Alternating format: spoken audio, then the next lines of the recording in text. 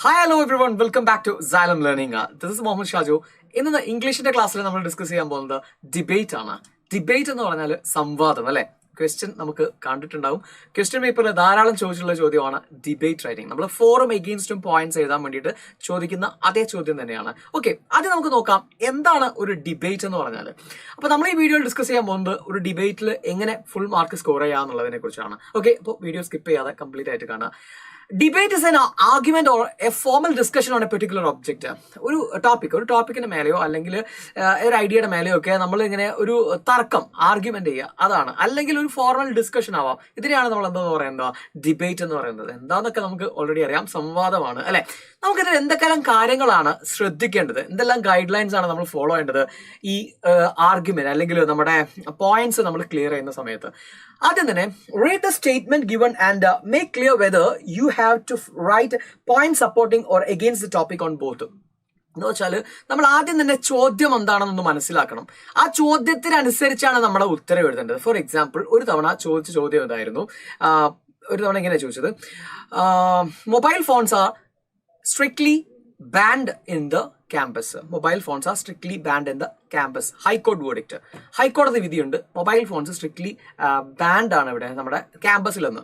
ഇതാണ് ടോപ്പിക്. എന്നിട്ട് നമ്മളോട് പറഞ്ഞു, നിങ്ങൾ ഇതിനോട് ഒരു 4 പോയിന്റ്സ് എഴുതാൻ, F4 അതിനനുകൂലിച്ചുകൊണ്ട് പോയിന്റ്സ് എഴുതാൻ വേണ്ടി പറഞ്ഞു. 4 പോയിന്റ്സ് എഴുതാൻ പറഞ്ഞു.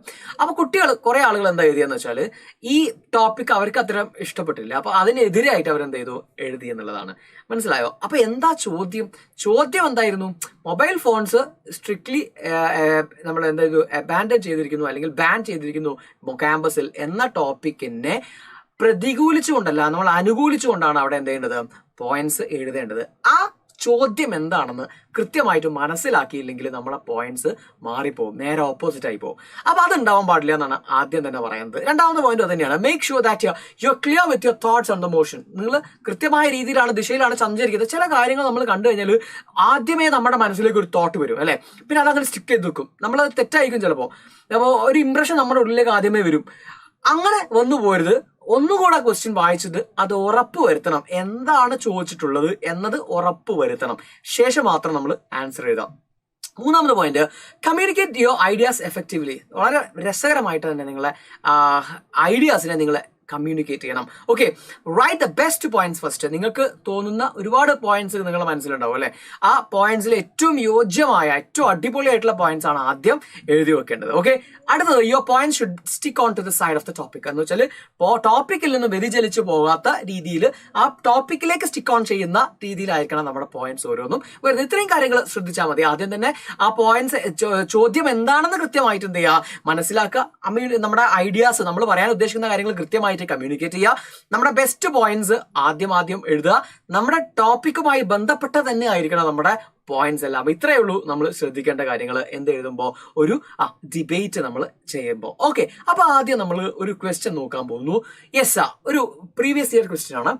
An online debate on the topic digital classes are superior to regular education. Digital classes, ഒരു ഓൺലൈൻ ഡിബേറ്റ് നമ്മൾ നടത്താണ്. ആ ഓൺലൈൻ ഡിബേറ്റിന്റെ ടോപ്പിക് ഇതാണ്, ഡിജിറ്റൽ ക്ലാസ്സസ്. നമ്മളിപ്പോൾ ഈ ഓൺലൈനായിട്ട് പഠിപ്പിക്കുന്നതല്ലേ, അതാണ് കുറച്ചുകൂടെ ബെറ്റർ ഓഫ്ലൈനേക്കാളും എന്ന്.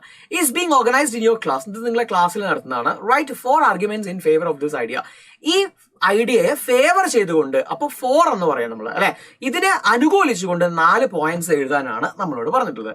നമുക്ക് നോക്കാം 4 പോയിന്റ്സ്. ഒന്ന്, ക്ലാസ്സസ് ഓർഗനൈസ്ഡ് വിത്ത് ദ, അപ്പൊ അത് അനുകൂലിച്ചുകൊണ്ടുള്ളത് 4 പോയിന്റ്സ് പറയുന്നല്ലോ. Classes organised with the support of advanced technology convey content and subject in a far more effective and efficient manor.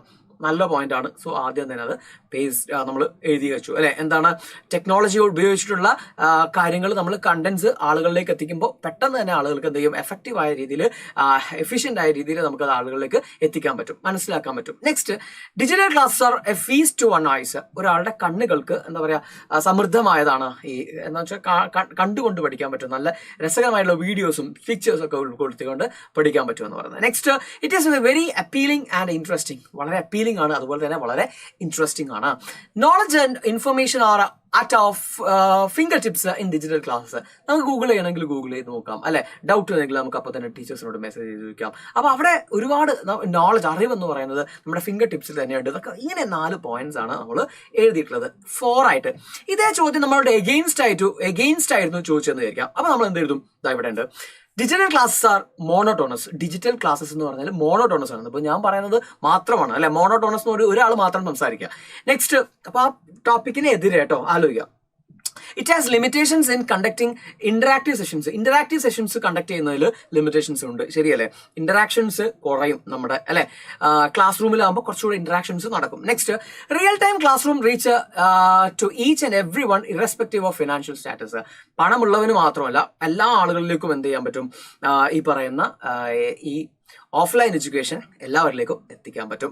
Regular education helps in to identify the problems in the children and find solution in scientific way. എന്ന് വെച്ചാൽ കുട്ടികളെ കൃത്യമായിട്ട് പഠിക്കാനും അവന്റെ വ്യക്തിപരമായിട്ടുള്ള പ്രശ്നങ്ങൾ മനസ്സിലാക്കാനും അത് പരിഹരിക്കാനും ഒക്കെ ഒരു ഓഫ്ലൈനിലെ സാധിക്കുകയുള്ളൂ. ഇങ്ങനെ കുറച്ച് പോയിന്റ്സ് നമുക്ക് എന്ത് ചെയ്യാം, പറയാം ഈ ടോപ്പിക്കിന് എഗെയിൻസ്റ്റ് ആയിട്ട്. അപ്പോൾ ഇത്രയേ ഉള്ളൂ നമ്മളൊരു ഡിബേറ്റുമായി ബന്ധപ്പെട്ടിട്ട് മനസ്സിലാക്കേണ്ടത്. സോ ആദ്യം നിങ്ങൾ ഏറ്റവും ഫോർമോസ്റ്റ് ആയിട്ട് ചെയ്യേണ്ട കാര്യം ഇത്ര മാത്രമാണ്, ടോപ്പിക് എന്താണെന്ന് കൃത്യമായിട്ട് മനസ്സിലാക്കുക. അതിന് അനുകൂലിച്ചാണോ പ്രതികൂലിച്ചാണോ നമ്മൾ എഴുതേണ്ടതെന്ന് മനസ്സിലാക്കുക. അതിനനുസരിച്ചിട്ട് വളരെ അടിപൊളിയായിട്ടുള്ള പോയിന്റ്സ് ആദ്യം എഴുതിയിട്ട് അവസാനിപ്പിക്കുക. ഒരു 4 ടോപ്പിക് പോയിന്റ്സ് നിങ്ങളോട് ചോദിക്കുകയാണെങ്കിൽ ഒരു 5 എണ്ണമെങ്കിലും എന്ത് ചെയ്യുക, എഴുതി വെക്കുക. അപ്പോൾ അത് ക്ലിയർ ആയി എന്ന് വിചാരിക്കുന്നു. Okay, thank you.